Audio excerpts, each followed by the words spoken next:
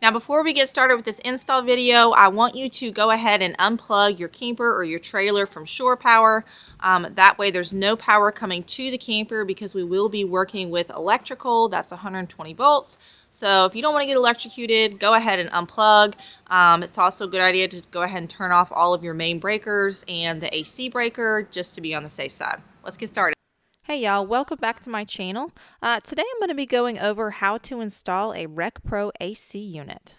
My client wanted this unit replaced because their original unit actually had a heat strip versus a heat pump, and this one will heat and cool a lot more effectively than the old one that they had. Now, the first thing that I do is I wrap a rope around the box. I haven't taken it out, I haven't checked it, I haven't done anything. So this is my first step. Basically just make a bunch of loops all the way around the box. Make sure that you wrap each side at least twice. That way you don't drop it or the rope doesn't break. Now, after you've wrapped it a couple times, make sure there's a good knot in the middle, and then I wrap it around the bottom of the box and bring it back up to the top. It's been a minute since I've done one of these, so I actually put my knot in the wrong place, but the lower you put the knot on the bottom of the box, the easier it's going to be to slide up the ladder. After you feel like it's tied pretty good, go ahead and throw the rope on the other side, climb up the ladder, and basically just start pulling. Now, I have done this in real time so you can see how much struggle I'm having because my rope is actually at the top of the box and not at the bottom. And in all honesty, the pulling part should really only take you about 30 seconds. So I noticed my mistake and it wasn't really worth fixing. So I just kept going with it and used my body weight to basically pull the entire thing up. It would also be very helpful if you had somebody at the bottom pushing, because two people are definitely always better than one, but I did not have that advantage, so this is just the method that I used. And once you've got it up there, go ahead and come back down the ladder and take a nice little rest, because you will be tired unless you have two people helping you, and then it won't really be that bad. So there's my suggestion. Okay, now to the inside of the trailer, we need to go ahead and disconnect this old unit before we can install the new one. So this right here that I'm disconnecting is actually the heat strip. If you have a heat strip on it, then go ahead and disconnect that. If not, you can move on to the next step. This heat strip comes out pretty easy, just a matter of a clip and a couple screws. Now this step is going to be pretty universal for all AC units. There's going to be 4 bolts, really long bolts that hold that face frame to the unit on the roof. So go ahead and take all of those bolts out. You'll notice on this last one, I pulled it out a little bit and then I stopped. And I stopped because I realized I forgot to disconnect these wires that are up here. So if you have any wires, go ahead and disconnect those. They're just little clips. You squeeze them together and you pull them out. After that, take your last bolt off and the whole face will come out. Be careful not to let it drop too much because it is still attached to a wire. Next, you're going to remove the main power that's coming into it. Some have a little box like this. Some are kind of just tucked in. So just do a little investigating work.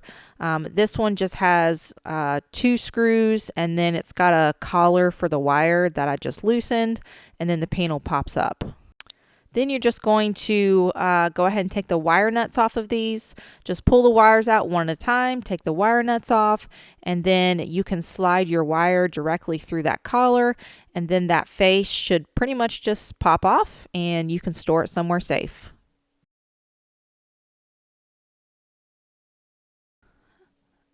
Now you can go ahead and head to the roof again. This unit is free, so you can lift it up. And then I pretty much just spin it around, and I have a piece of styrofoam that you see near the ladder. I basically just moved it over and set it on the styrofoam.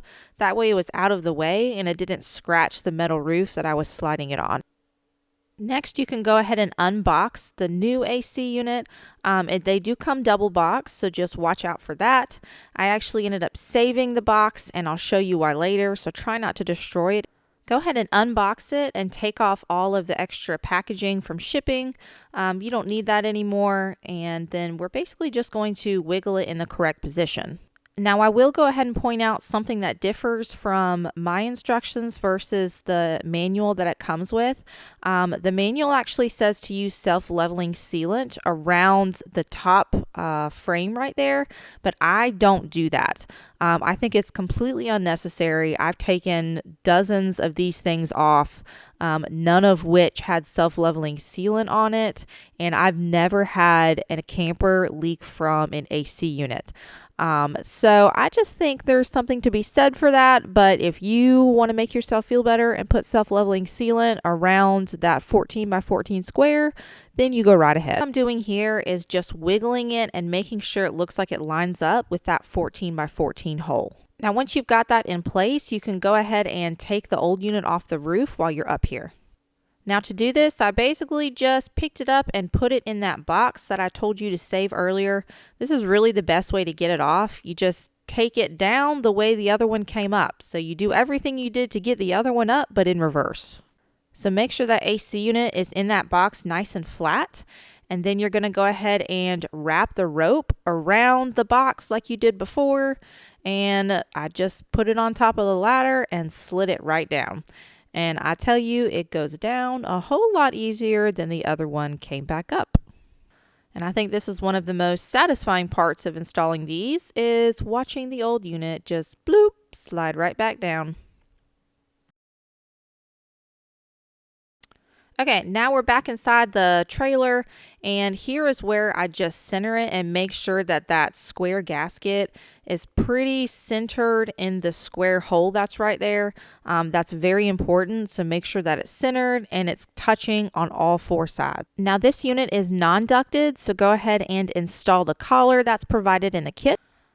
After that, I go ahead and move on to the electrical. I trimmed my wire right here because it was a little long, and then I ended up stripping the wires. That way I can join the two wires. I also stripped the wires coming from the AC unit itself because I needed a little more room there. So strip both ends and then you can join them together.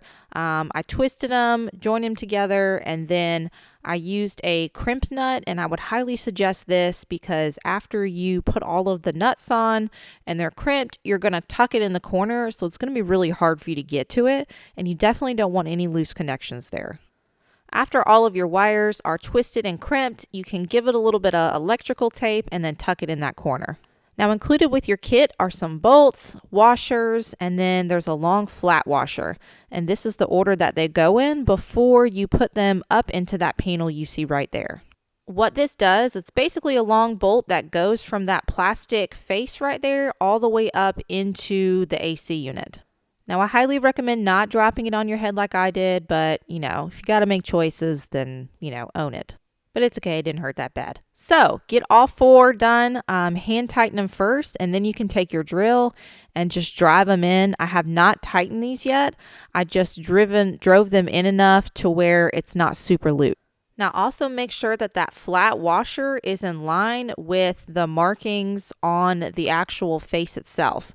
You'll clearly see where that is. There's an indentation on it, so make sure they're lined up with the indentations on the face.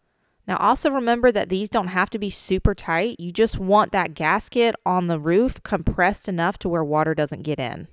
Don't forget to add the screws to attach your collar to that face frame, and then you're ready to put the actual face of the AC. Next, you can go ahead and attach the wires coming from the unit to the face itself. Make sure that they won't be in the way because you're going to lift the face up and it just snaps right into that black plastic piece.